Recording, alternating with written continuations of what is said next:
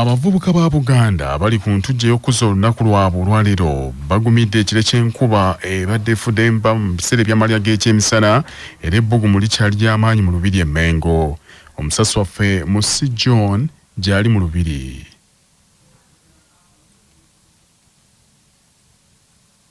Obudde buno ebbugumu ly'amaanyi nnyo mu lubiri lwa Ssaabasajja Kabaka olw'e Mengo olw'abavubuka abakuŋŋaanye mu bungi okubakyenkana buli kanyomero ka ggwanga okubeerawo ku lunaku luno olw'abavubuka era ng'empaka z'ebyemizannyo egy'enjawulo ezaategekeddwa zikyabumbujja. Katikkiro wa Buganda munnamateeka Charles Peter Mayiga alambudde omwoleso gw'abavubuka ogwateekeddwawo mweboleseddwa obuyiiya n'obutetenkanya mu bintu eby'enjawulo bye bakoze ssaako n'okulambula abavubuka ab'enjawulo abakuŋŋaanidde mu kifo kino. Empaka z'ebyemizannyo ez'enjawulo eziri wano omuli ekiga ekiganda, okuzannya omweso, okukuba dduulu, okwepena, okubaka, okubuuka n'emizannyo emirala nga bavuganyizza mu masaza gye bava, abamu bavuganyizza mu bibiina bya Buganda Nkoba za Mbogo. Abantu ab'enjawulo abakuŋŋaanidde wano okulaba ekigo kino mu lubiri e Mengo bagambye badde bakyaludde okukiraba era ne batendereza obunyuvu obukirimu. Nvudde Buddu naye nga mpeereza musajja Ssaabasajja era ekyaddondo n'emizannyo gino ginnyumidde nnyo ensanyuse nnyo ate nga nze muyimbi w'ekigo omukulu era obedda nkiweeza nnyo n'okuyimba nnyo okw'amaanyi era okw'ekitiibwa. Era nebaza nnyo Ssaabasajja Kabaka nga ffe abavubuka n'atuwa ebyemizannyo n'ebitone tweyanza nnyo tweyanze gaali Kabaka waffe tweyanza nnyo mu Kabaka Mutebi. Nze Joseph Nsubuga nva Musaza Busiro ate nze w'ebyemizannyo n'ebitone nsanyuse nnyo okuba nga tuli ku nnaku kuno olw'abavubuka n'ekisinza okunkwatako ennyo kyeki ekigo nkyagala naye nkitya nnyo. Mu kusooka ku makya wabaddewo empaka z'obugaali era zino abavubuka ab'enjawulo abogeddeko ne Kyabasa bazitendereza olw'obulungi obuzirimu era ne bagamba olunaku luno Ssaabasajja abakoledde bukolezi lubanyumidde ne lukatagga. Emizannyo ng'omuvubuka nti ffenna tuli ba mizannyo tulina okunyumirwa emizannyo era abaana bonna abavubuka abali eyo balina okujja bayolesa ebitone byabwe ku CBS wano. Amanya Abubakar Bwanika. Nnyo enteekateeka ya Ssaabasajja Kabaka ey'abavubuka gy'atukoledde olunaku olwaleero. Tusiimye nze mbadde ttiimu Aziz tatuswazizza era awangudde empaka zino. Tusiimidde ddala tajjanga okwo awangale ayi Ssaabasajja Kabaka. Empaka zibadde nnungi nnyo twebaza Obwakabaka bwa Buganda okutegeka empaka zino nga ffe abavubuka kituzaamu essuubi nti era mutufaako nnyo. Twebaliza ddala management yonna okuva gye zaatandikira paka olwaleero luno era tuli basanyufu tuli wano tweyagala mu Bwakabaka bwa Buganda. Kampuni zonna tuzeebaza ezitegese ezeetabyemu tuli basiimu nnyo tuli basanyufu. Olwakina munana kutenze munana CBS FM radio lwasa mayinja munanda gwe Musisi John ndi mu lubiri Mengo. Ate abakulembeze mu ssaza Busujju basazeewo okugatta amaanyi gaabwe ku Bwakabaka bwa Buganda okukubiriza abantu b'omutanda mu kitundu ekyo obutapondooka mu kulima emmwanyi newankubadde waliwo bingi ebiyitingana ebitawooma ku kirime ky'emmwanyi. James Kanasebuguzi katuwa ebisingawo.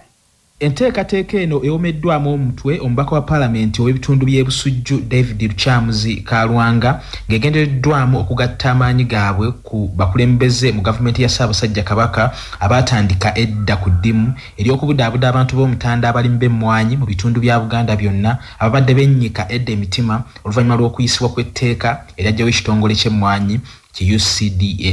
Mu nteekateeka eno bakansala ku mutendera gw'emiruka bebagenda okukulemberamu olutabaalo olw'okutuuka muntu ku muntu.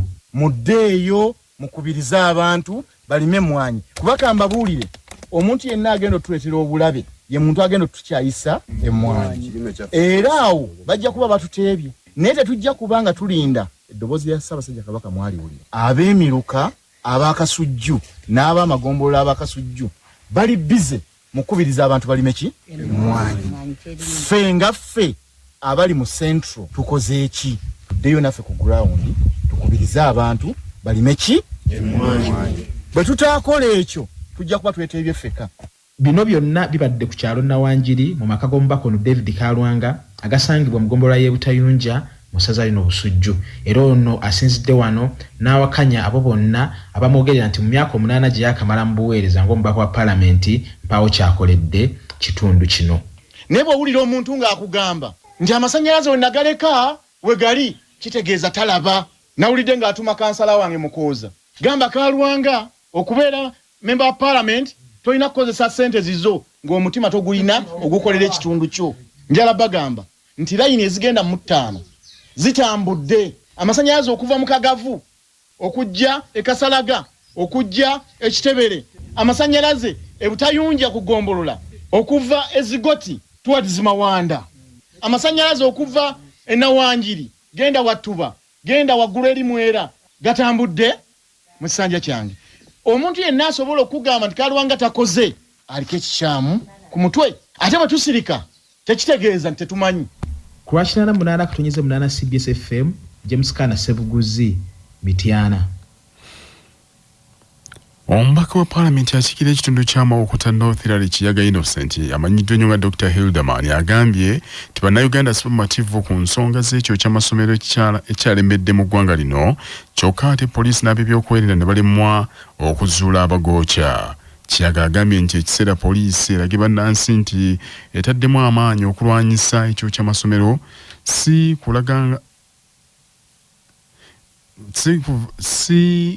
kuvangayo n'eraga nti erina kyekola ng'amasomero gamaze okujja. Bino abyogeredde ku ssomero lya Wamatovu Meya Secondary School Nakirebe mu district MPG agenzeeyo okusaasira bannyini essomero eryo n'abayizi olw'enjega gye baaguddeko ennaku eziyise, ekitiro ky'abayizi abalenzi bwe kyakwata omuliro ne kiggwawo ku ntandikwa ya Sabbiiti eno. Omubaka oyo anenyezza n'abantu abookya amasomero obutabaamu mutima gulumirwa abazadde abayita ku bugubi okusomesa abaana ensangi zino.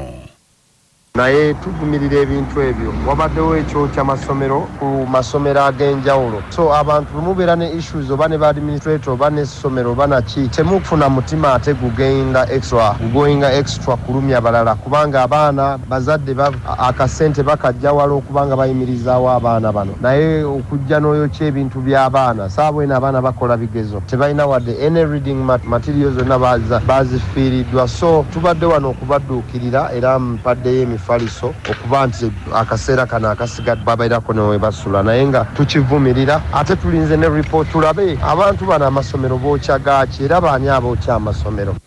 Omukulu w'essomero lya Wamatovu Umeya Secondary School Nakirebe Seruyange Abeka Kasula agambye nti ekisulo ky'essomero eryo ekyabalenzi okuggwaawo kibazizza nnyo emabega, n'agamba nti abayizi abasinga beebo abanaku abava mu famire eziri obubi ennyo. Bw'ati asabye abazira kisa okwongera okubasuula omukono era n'ebikozesebwa omuli ebitabo ebyokwebikka by'abayizi n'obuyambi obulala ebyambisibwa mu bulamu obwa bulijjo, naye baza omubaka oyo okubakwatirako. Manya obuvuna obuddo obw'eddembe lyo tonyigirizibwa, ddembe lyo ery'obwebange. Ddembe lyakukyusibwako Baluswata Property Consultants batunda ettaka ku nguudo zonna eziyingira n'okufuluma ekibuga. Va mu by'ettaka lyakulukuta ennyumba ya kyama basange ku ofiisi yaabwe ekyengera opposite Orange City, essimu 0704 80 1905. Ddembe ly'okugaba emigabo gyo nga munnamateeka Kasimu Ssekalema bw'annyonnyola. Emigabo omuntu yonna gy'alina mu kampani kibeera kya bugagga kya bwannannyini kyasobola n'okuteeka mu kiraamo kye era n'akigabira ab'eŋŋanda ze singa aba avudde mu bulamu bw'ensi eno era ne bakigabana. Wabula singa omuntu alina emigabo mu kampani era mu kiseera kye kimu abeera nga director mu kampani, obwa director si kya bugagga kyasobola n'okulamira abantu era bwe buddizi bwayo mu kampani memba ba kampani abeera basigaddewo ne balonda director omulala, so nga ate emigabo gyo kiba kya bugagga bwe kyasobola okuteeka mu kiraamu abaana be oba ab'eŋŋanda ze ne bakisikira. Abalimi mu disitulikiti y'e Kaliro mu Busoga abaludde nga balimira mu ntobazi kitegeezeddwa nti batandise okuzaamuka. Omukungu mu minisitule y'ebyobutonde Matanda Mike asinzidde Kaliro n'agamba nti minisitule yabangawo enkola ey'okujja abantu mu ntobazi n'ekigendererwa eky'okukuuma obutonde bw'ensi. Matanda agambye nti gavumenti yakwatirako bonna abakkiriza okuva mu ntobazi ng'ebalirira bagende bayiyize mu bitundu ebirala. Ow'ebyobutonde mu disitulikiti y'e Kaliro Diogo Po asiimye gavumenti olw'enteekateeka eyo n'etagobaganya bantu abaludde nga balimira mu ntobazi. Asabye n'abalala abali ku mbalama z'ennyanja Kyoga batere bafune gye bazza ebyabwe nga tebannasindiikirizibwa.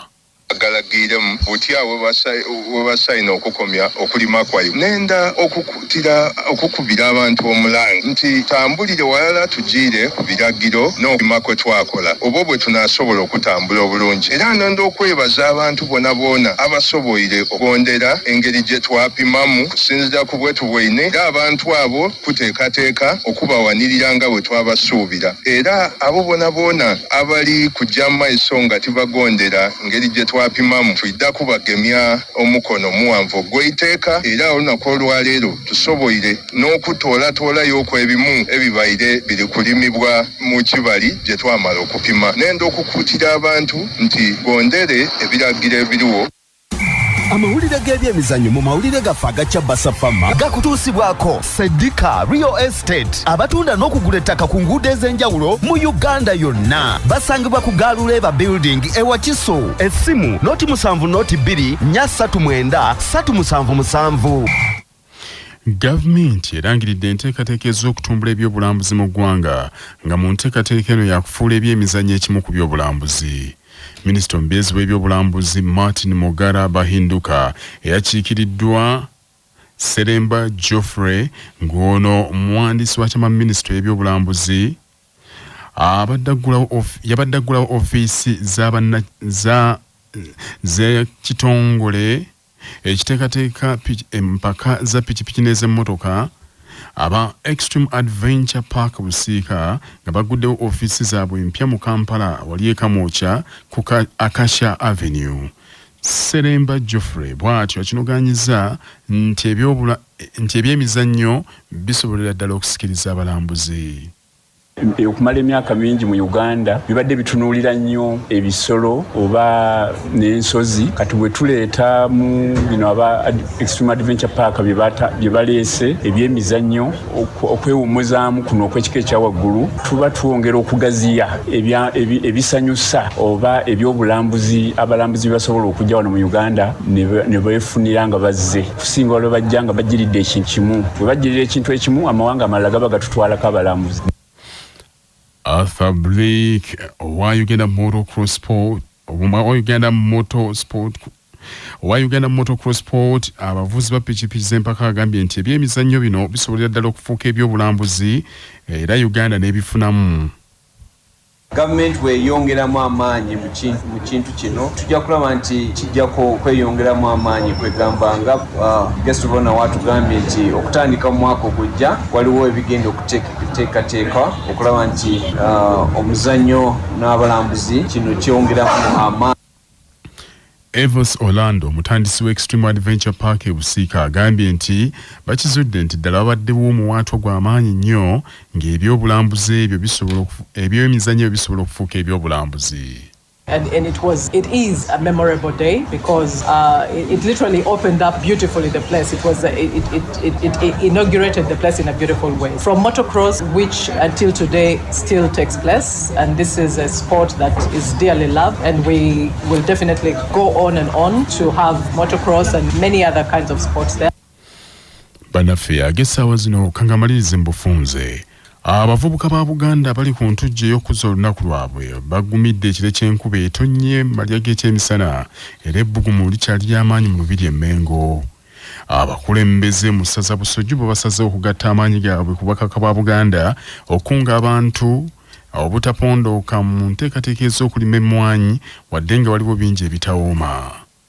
Omubaka wa Paalamenti ow'Amawokota North Harry Kiyaga Innocent agambye nti bannayuganda si babativu ku nsonga z'ekyo ky'amasomero ekyalemedde mu ggwanga kyokka ate poliisi n'ab'ebyokwerinda ne balimu okuzuula abookya amasomero ago. Gavumenti erangiridde enteekateeka ez'okutumbula ebyobulambuzi ng'eyitira mu byemizannyo ebifuulire eddala ekyobulambuzi. Bannaffe ge mawulire ag'essaawa zino temuva ku Kyabbasa.